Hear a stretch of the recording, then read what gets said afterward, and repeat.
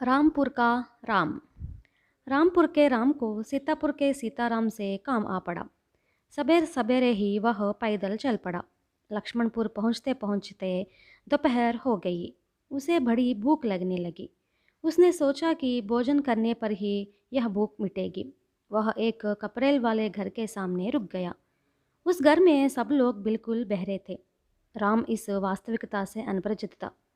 घर के सामने के चबूतरे पर बैठते हुए 25 साल के युवक से उसने पूछा, बेटे, कड़ी धूप में सफ़र करके आया हुआ मुसाफिर हूँ। ज़रा पता लगाना कि तुम्हारे घर में खाने को खाना मिल सकता है, बड़ा पुण्य होगा। यह कहकर चबूतरा पहुँचते हुए वहाँ बैठ गया। वह युवक तेजी से अंदर आ गया और विवाह योग्य अपनी बहन को गाली देता हुआ बोला, कौन है वह? कहाँ से आया है? कहता है तुमने उससे शादी करने का वादा किया है। अब वह चबूतरे पर आसन लगाए बैठा है। अगर लोगों को इस बात का पता चल जाए तो हमारी नाक कट जाएगी, हमारी बेइज्जती होगी। इस गांव में रहना हमारे लिए दुर्भर हो जाएगा। आग बबूला होते हुए वह बोले जा रहा था। बहन ने भाई की बातों का दूसरा ही मतलब निकाला, क्योंकि वह भी बिल्कुल बहरी थी।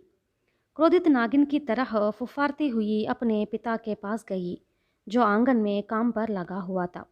उसने अपने पिता से कहा, पिताजी, यह कैसा न्याय है? कैसी नाइंसाफ़ी है? बड़े भाई कहते हैं कि जायदाद में से एक फूटी कौड़ी भी मुझे नहीं मिलेगी। मेरा कोई हिस्सा ही नहीं बनता। हाल ही में ही ज़मींदार ने घोषणा की थी कि पिता की जायदाद में बेटी भी हकदार है। शायद वह बहरा इस कानून से वाकिफ़ नहीं है। मालूम नहीं उसने अपने आप को क्या समझ रखा है। लड़की समझकर मुझे शायद अबला और निस्सहाय समझ रहा है। इस अन्याय के प्रति आवाज़ उठाऊंगी। अपने बेटे को समझाइए। उसके पिता ने काम वही का वही छोड़ दिया। तेजी से निकला और कुएं से पानी खींचती हुई अपनी पत्नी की पीठ को जोर से मारते हुए कहा, अरे डाइन, अपनी बेटी से यह कहने की तुम्हारी इतनी ज़रूरत की? मैं तेरे पिता के लिए खाना नहीं बनाऊंगी और उनसे उपवास करवाऊंगी। क्या तुम समझती हो कि तुम्हारे हाथ से बनाए खाने के लिए मैं तड़प रहा हूँ? छी, तुम्हें तो खाना बनाना आता ही नहीं। तुमसे शादी क्या की, अपने गले में फंदा डाल लिया। वह क्रोध से उबला जा रहा था और मुंह से अनाप शनाप बकता जा रहा था। उसकी पत्नी ने घड़ास से रस्सी छोड़ दी। वह अपने पति की परवाह किए बिना काली की तरह सीधे सास के पास गई और बोली, तुम्हें क्या हो गया है? तुम्हारी बुद्धि क्या कहीं घास चरने गई है?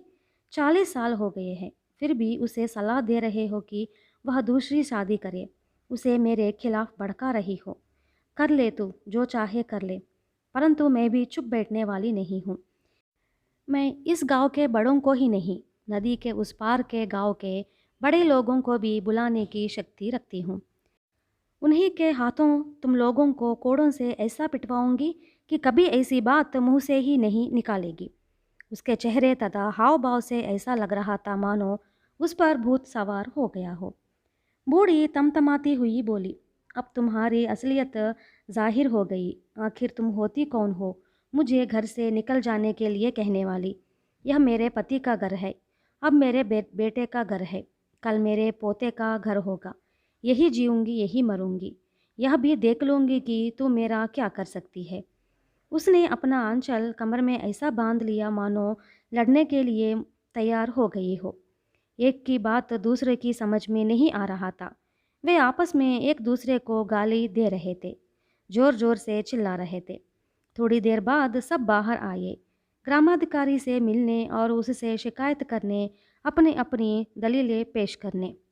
चबूतरे पर बड़ी ही सहनशक्ति से उनके इंतज़ार में बैठा राम उनको देखकर बहुत ही खुश होता हुआ बोला, वाह, आप लोग कितने अच्छे लोग हैं। एक अतिथि का ऐसा आदर ना ही मैंने कभी देखा, ना ही सुना। अतिथि को भोजन के लिए बुलाने के लिए एक साथ इतने लोग इकट्ठे आ गए। अपने ग्राम का क्या नाम बताया आपने? मर्यादपुर है ना? यह तो अतिथि सत्कार के लिए सुप्रसिद्ध गांव है। आनंदित होता हुआ वह अपनी जगह से उठा।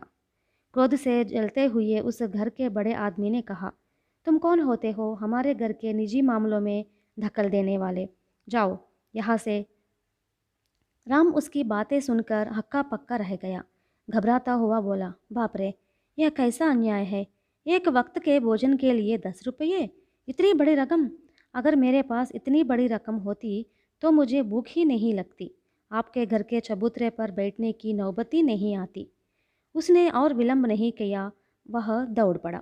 असली बात तो यह है कि रामपुर का राम भी बहरा है, एकदम बहरा।